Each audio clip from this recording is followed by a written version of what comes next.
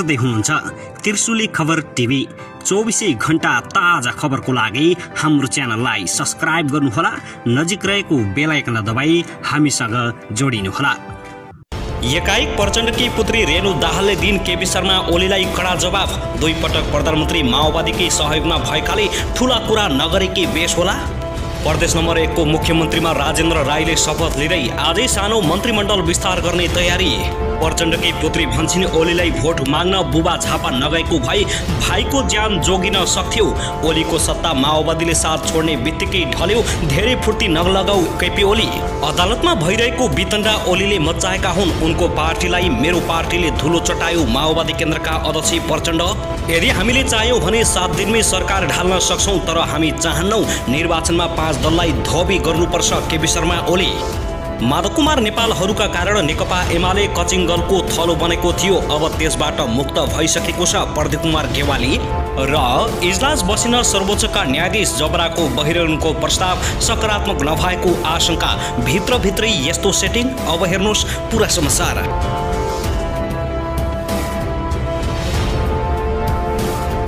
दर्शकबिन नमस्कार, तपाईहरुलाई हार्दिक स्वागत छ हाम्रो च्यानल त्रिशुली खबर टिभीमा।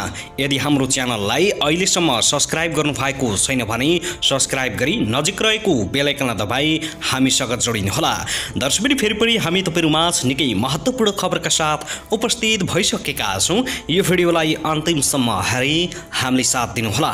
दर्शकबिन हाम्रो मेहनतको लागि एउटा सानो लाइक गर्न भनी नभुल्नुहोला।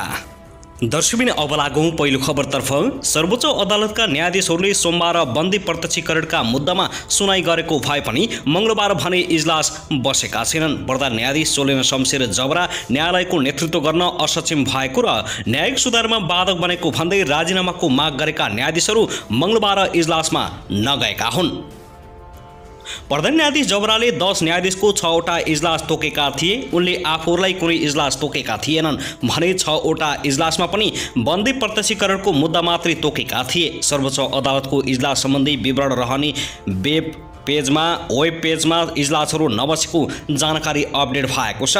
प्रधान न्यायाधीश जबराले सम्मानजनक बहिर्गमनका लागि आफू तयार रहेको प्रस्ताव पठाएपछि त्यसका लागि विश्वासको वातावरण बनाउन भन्दै न्यायाधीशहरूले प्रधान न्यायाधीश जबरालाई उनको इजलास नतोक्न तथा बाँकीलाई बन्दी प्रत्यक्षीकरणका मुद्दा मात्र तोक्न भनेका थिए। प्रधान न्यायाधीश जबराले सम्मानजनक बहिर्गमनको प्रस्ताव पठाए पनि सुरुमा त्यसबारे विस्तृतमा खुलाएका थिएनन्। सोमबार साँझ न्यायाधीशहरू अनिल कुमार सिन्हा, सपना प्रधान मण्डल, मनोज कुमार शर्माको छलफलमा जबराले बहिर्गमनको मार्गचित्र बताएका थिए। त्यसबारे 3 न्यायाधीशले मंगलबार बिहान 11 बजे बाँकी न्यायाधीशहरूलाई बताउने र उक्त छलफलबाट सामूहिक निर्णय लिने भनिएको थियो। न्यायाधीशहरूले प्रधान न्यायाधीश जबराले सम्मानजनक बहिर्गमनको प्रस्ताव पठाएपछि उनलाई राजीनामाका लागि सहज वातावरण बनाइदिन सोमबार इजलास बसेको थियो। मंगलबार पनि उस्तै प्रकृतिको इजलास गठन भए पनि न्यायाधीशहरू त्यहाँ नजानुको अर्थ 3 जना न्यायाधीशले छलफलमा राखेको प्रधान न्यायाधीश जबराको प्रस्तावमा असहमति रहेको हुनाले आशंका गरिएको छ। दर्शकबिन त्यसगरी सत्तारूढ नेकपा एकीकृत समाजवादीका अध्यक्ष माधव कुमार नेपालले प्रधानमन्त्री शेरबहादुर देउबा बेलायत भ्रमणबाट फर्किए लगतै 5 दलीय गठबन्धनको बैठक बसेर न्यायालयमा अहिले देखिएको समस्याको समाधानको लागि पहल गर्ने बताएका छन्। अहिले नेपाल बार एसोसिएसन आन्दोलित छ। बारले प्रधान न्यायाधीश चोलेन शमशेर जबराको राजीनामा मागेर आन्दोलन जारी राखेको छ। आज आन्दोलनको तेस्रो दिन हो।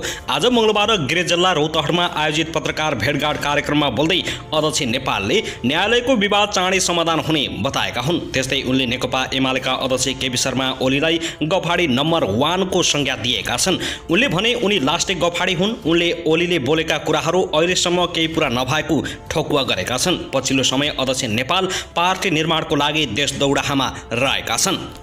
दर्शकबिन त्यसगरी यता भने नेकपा एमालेका अध्यक्ष केपी शर्मा ओलीले वर्तमान सरकार 7 दिनमा ढाल्न सक्ने आफूहरूमा खुबी रहेको तर नचाहने दाबी गरेका छन्। साथै उनले 5 दलीय गठबन्धनलाई आगामी निर्वाचनमा धोबी चुटाई गरेर पछार्ने तयारी भइरहेको ठोकुवा गरेका छन्। चितवन भ्रमणमा रहेका अध्यक्ष केपी शर्मा ओलीले भरतपुरमा आयोजित प्रथम महानगर अधिवेशन उद्घाटन गर्दै चाहे 7 दिनमै सरकार ढाल्न सक्ने बताएका हुन्। कार्यक्रममा उनले भने यो सरकार 7 दिनमा ढाल्न सक्छौं, तर अहिले हामीले ढाल्ने चाहना छैन, हामीले सरकार ढाल्ने हतारो छैन। उनले सरकार ढालेर समय बिताउनु भन्दा आगामी निर्वाचनको तयारी गर्नु प्रमुख कुरा भएको बताएका छन्। उनले भने हामीले चाह्यौँ भने यो सरकार 7 दिनमै ढल्छ, तर हामी सरकार ढालेर समय खेर फाल्दैनौँ। हामीलाई आगामी निर्वाचनको तयारी गर्नु प्रमुख कुरा हो। हामीले 5 दलीय गठबन्धनलाई धोबीले लुगा पछारे चाहिँ पछार्नु छ, हेर्दै जानुस्। हामी अब बहुमतका साथ सिंहदरबारको मूल ढुकाबाट छिर्नेछौँ। त्यसैगरी यता भने नेकपा माओवादी केन्द्रका अध्यक्ष पुष्पकमल दाहाल प्रचण्डकी पुत्री रेणु दाहाल पूर्व प्रधानमन्त्री तथा एमाले अध्यक्ष केपी शर्मा ओलीमाथि आक्रोश भएकी छिन्। माओवादी केन्द्रकी सहयोगमा ओली 2 पटक प्रधानमन्त्री भए पनि उनले ठूलो कुरा गर्दै हिँडेको दाहालको भनाइ छ। इतिहासमा 2 पटक प्रधानमन्त्री माओवादीकै सहयोगमा भएकाले ठूला कुरा गरेर नबसौँ, नगरेकै बेस होला। दाहालले ओलीप्रति कटाक्ष गर्दै सामाजिक सञ्जालमा उल्लेख गरेकी छिन्। उनले विगतमा केपी ओलीको लागि भोट माग्दै प्रचण्ड झापासम्म पुगेको स्मरण गर्दै दाहालले सोही बेला आफ्नो भाइ गुमाउनु परेको समेत बताएकी छिन्। ओलीलाई भोट माग्न ओलीको क्षेत्रमा ओलीसहित अध्यक्ष प्रचण्ड झापा जाँदा घरमा आमा मात्र, त्यही पनि पार्किसनको बिरामी। दाहालले भनेकी छिन्, भाइको मध्यरातमा अचानक स्वास्थ्यमा समस्या आई, दुःखद घटना घट्यो। घरमा परिवारका सदस्य कोही पनि नभएको बेला र सबै आफ्नो चुनावी मैदानमा रहेका थिए। बिरामी आमा मात्र घरमा हुनुहुन्थ्यो। के थाहा समयमै अस्पतालमा लैजान पाएको भाइ मेरो भाइको ज्यान जोगिन पनि सक्थ्यो कि? दाहालले यस्तो परिस्थितिबाट माओवादीसँगको सहकार्यले मात्र ओली प्रधानमन्त्री बनेको ठकुवा गरेकी छिन्। झन्डै 2/3 सरकार के ओली एक्लै ल्याएको हो र हो भने हामीले साथ छोडिदिँदा त सबै गर्ल्याम गुर्लुम ढल्यो त।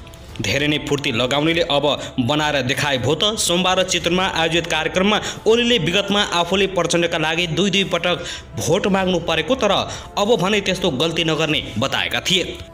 दर्शकबिन त्यसैगरी यता भने नेकपा एकीकृत समाजवादीका नेता राजेन्द्र राई मुख्यमन्त्री बन्ने भएका छन्। एमाले नेता भीम आचार्यले सोमबार मुख्यमन्त्रीको पदबाट राजीनामा दिएपछि 5 दलीय गठबन्धनको समर्थनमा राई प्रदेश 1 को मुख्यमन्त्री बन्ने भएका हुन्। प्रदेशका नेकपा एकीकृत समाजवादीका संसदीय दलका नेता समेत रहेका राईलाई आज मङ्गलबार दिउँसो मुख्यमन्त्री पदको शपथ गराउने प्रदेश प्रमुखको कार्यालयले जानकारी दिएको हो। 5 दलीय गठबन्धनका बहुमत सदस्यले मुख्यमन्त्रीमा राईलाई समर्थन गर्दै सोमबार साँझ प्रदेशका प्रमुख सोमनाथ अधिकारी समक्ष हस्ताक्षर बुझाएका थिए। प्रदेशका तत्कालीन मुख्यमन्त्री शेरधन राईले राजीनामा दिएपछि आचार्य गत भदौ 10 गते प्रदेशको दोस्रो मुख्यमन्त्री बनेका हुन्। तर सत्तारूढ एमालेबाट नेकपा एकीकृत समाजवादी विभाजन भएपछि आचार्य नेतृत्वको सरकार अल्पमतमा परेको छ। एमालेका 10 सांसदले एकीकृत समाजवादी रोजेका छन्। एमालेबाट समाजवादी विभाजन हुनु अघि प्रदेशमा एमालेका 51 सांसद थिए। अहिले सभामुख सहित 41 जना मात्रै छन्। 92 सदस्यीय प्रदेशसभामा बहुमत पुर्याउन 47 मत आवश्यक पर्छ। गठबन्धनमा रहेका मध्ये काङ्ग्रेसका 21, नेकपा माओवादी केन्द्रका 15, एकीकृत समाजवादीका 10 र जनता समाजवादीका 3 सांसद रहेका छन्। दर्शकबिन त्यसैगरी नेपाली काङ्ग्रेसका वरिष्ठ नेता रामचन्द्र पौडेलले प्रधान न्यायाधीश चोलेन शमशेर जबरालाई तत्काल राजीनामा दिन सुझाव दिएका छन्। मङ्गलबार बिहान नेपाली काङ्ग्रेस मकवानपुरले आयोजना गरेको शुभकामना आदान प्रदान कार्यक्रममा पौडेलले राजनीतिक दलसँग सेटिङ गरेर न्यायालयलाई दूषित बनाएको भन्दै छिटोभन्दा छिटो पदबाट राजीनामा दिन प्रधान न्यायाधीश जबरालाई सुझाव दिएका हुन्। त्यस्तै उनले सम्मानजनक विदाई चाहिएको भन्ने प्रधान न्यायाधीशले चाँडो पद छाडे सम्मान पाउने पनि सुझाव दिएका छन्। प्रधान न्यायाधीशले सम्मानजनक विदाई माग्नु भएको छ भन्ने सुनेको छु।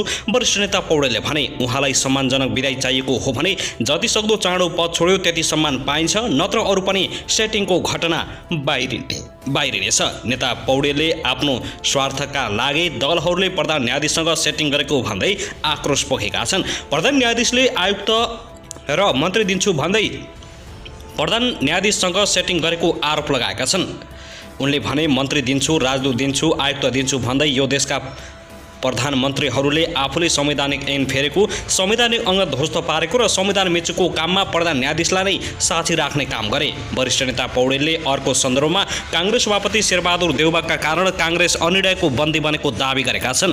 जबरजस्ती नेतृत्वमा बसेका भन्दै देउबाको आलोचना गरेका छन्। उनले महाधिवेशन गर्न नसक्ने र सत्तामा पुगेर पनि 3 महिनासम्म मन्त्री परिषदलाई पूर्णता दिन नसकेको उनको आरोप छ। संविधानको धारा 281 अनुसार समयमा काङ्ग्रेस महाधिवेशन गर्न नसकेर कांग्रेसले नै कानुन नमानेको भन्दै आगामी निर्वाचनमा कांग्रेसले भाग लिन सक्ने कानुनी हैसियत रहन्छ कि रहँदैन भनी पौडेलले प्रश्न गरेका छन्। पार्टीको केन्द्रीय समितिको बैठक पार्टी कार्यालयमा बस्न नसकेर बुढा नीलकण्ठमा बस्ने गरेको पौडेलको आक्रोश छ।